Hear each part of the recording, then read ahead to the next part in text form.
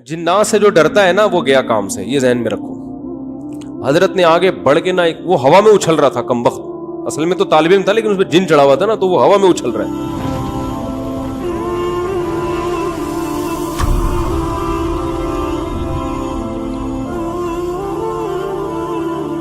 हमारे हजरत मुफ्ती रशीद अहमद साहब की खानका में एक साहब आए। पहले तो लोग बुजुर्गों के पास जाके अपनी इस्लाह करवाते थे, उनसे फजर में उठा नहीं जाता था, और थे भी डॉक्टर।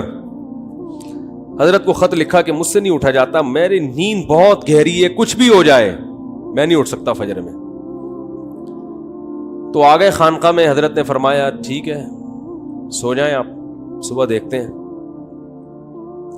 नहीं उठे सुबह, 4 आदमियों के जिम्मे लगाया इनको उठाओ, लेकिन वो ऐसी नींद, भाई नहीं उठा, भाई नहीं उठ सकता, मैं नहीं उठ सकता भाई, बहुत सख्त नींद आ रही।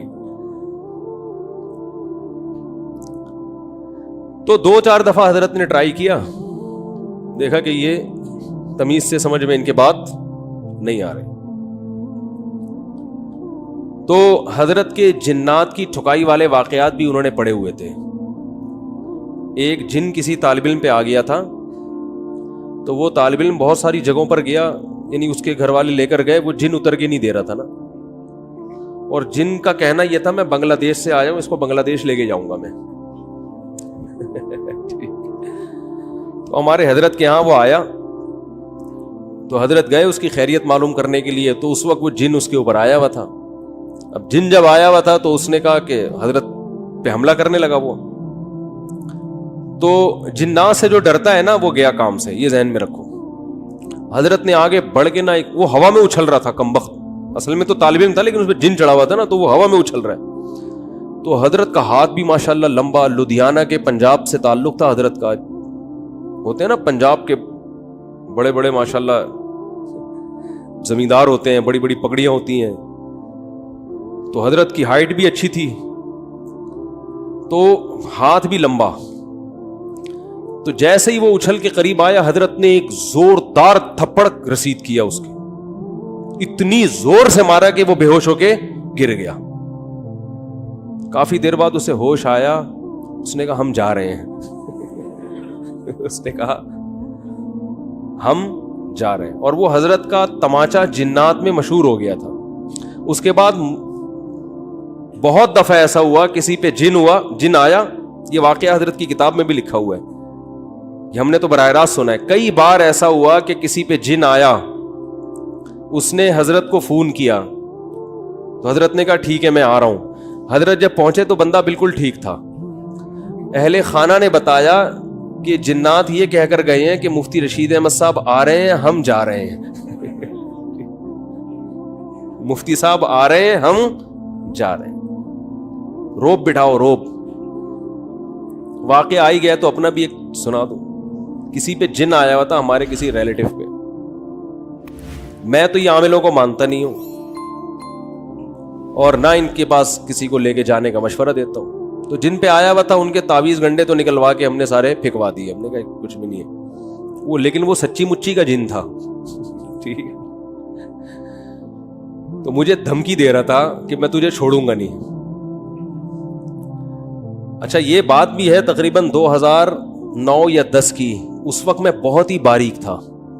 जिन लोगों ने मेरा 10 साल पुराना माजी देखा है ना, उनको पता है मैं तो 2013 के बाद थोड़ा सा जिस्म पे गोश्त आया है, वरना तो कहीं गिरते थे तो डायरेक्ट हड्डी शुरू हो जाती थी, डायरेक्ट हड्डी पे चोट आती थी।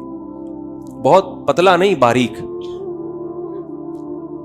तो इतना बारीक था मैं, और जिस पे जिन आया वो माशाल्लाह अच्छे खासे सेहतमंद थे। तो अब ऐसा ना हो मुझे जिन्नात उतारने के लिए कॉल करना शुरू कर दें, हमारे यहाँ भी आया हुआ है आप आ जाएं। तो मैं ये काम नहीं करता। ये जो मैं आपको बता इसलिए रहा हूं कि आप यही खुद ही कर लो, ठीक है। वो शायर है सलमान गिलानी, बड़ा अच्छा शेर है, शेर तो याद नहीं आ रहा, उसका मफहूम याद है कि एक आदमी ने फोन किया कि तेरी बीवी पे जिन चढ़ गया। किसी को कहा ना फोन करके कि तेरी बीवी पे जिन चढ़ गया, घर आ। वो कह रहा पंगा जिन ने खुद ही लिया है। खुद ही भुगतेगा। हमने थोड़ी कहा था। तो میں گیا وہاں پہ تو مجھے وہ دھمکیاں دے رہا تھا, آواز بدلی ہوئی تھی اور دھمکیاں دے رہا تھا, میں یہ کر دوں گا, میں یہ کر دوں گا. اب میں بہت ہی باریک تھا, میں نے یہ اپنی آستینیں ایسے کر کے چڑھائی. حالانکہ ویسے اگر آستینیں اس دنوں میں چڑھاتا نا تو کسی کو خوف نہیں آتا. وہ کہتا ہے یار ابھی تک تو معاملہ چھپا ہوا تھا, ہم سمجھے شاید کوئی مسل وسل بنے ہوئے ہوں گے. تو میں نے ایسے آستینیں چڑھائی. میں نے کہا تیری ایسی کی تیسی. 2-4 دفعہ ایسے دھمکیاں دی ہیں بس. پھر آیت الکرسی پڑھ کے جب پھونک لگاتا تھا تو ایسے لگ رہا تھا جیسے کوئی بہت زور زور سے مار رہا ہے, جن کو ایسے لگتا تھا. تو بھاگ گیا الحمدللہ. تو ان میں یہ کوئی میرا کمال نہیں ہے, یہ کانفیڈنس کا کمال ہے. تو جن کو زیادہ لفٹ بولو نہیں کرایا کریں. اور ان میں اکثر کیسز فیک بھی ہوتے ہیں. ہمارے یہاں ناظم آباد میں ایک نوجوان پہ جن چڑھ گیا تھا, اس نے ادھم مچائی ہوئی تھی. اس کے رشتہ دار اس کو لے کر آ گئے ہمارے استاذ کے پاس, اس پہ جن چڑھ گیا, کچھ کرو. انہوں نے اس کو تنہائی میں لے کر گئے. اچھا وہ جن عربی بول رہا ہے. اب یہ حیران ہو رہے ہیں کہ یہ تو رکشا چلانے والا آدمی ہے, لڑکا ہے, عربی کہاں سے آ گئی؟ تو سعودی عرب سے جن آیا ہے. یہ جن آیا کہاں سے؟ عربی جن ہے. تو انہوں نے دروازہ بند کر کے اس کی لگائی ہے طبیعت سے کٹ. بولا مجھے پتا ہے تیرے پہ جن من نہیں ہے, تو سچ سچ بتا دے معاملہ کیا ہے. جب طبیعت سے کٹ تھوڑی بہت کٹ سے نہیں ہوتا, یہ بڑے ڈرامے باز ہوتے ہیں. طبیعت سے لگی ہے نا کٹ, تو اس نے بولا اچھا مارو نہیں, آپ کو بتا رہا ہوں مجھے کسی سے عشق ہو گیا ہے, میں اپنے اوپر جن کا بہانہ کر کے میں کہتا ہوں اس کے گھر لے کے جاؤ. جب اس کے گھر جاتا ہوں تو میں ٹھیک ہو جاتا ہوں. تو مجھے بار بار بہانے سے محبوبہ کے گھر لے کے جا رہے ہیں.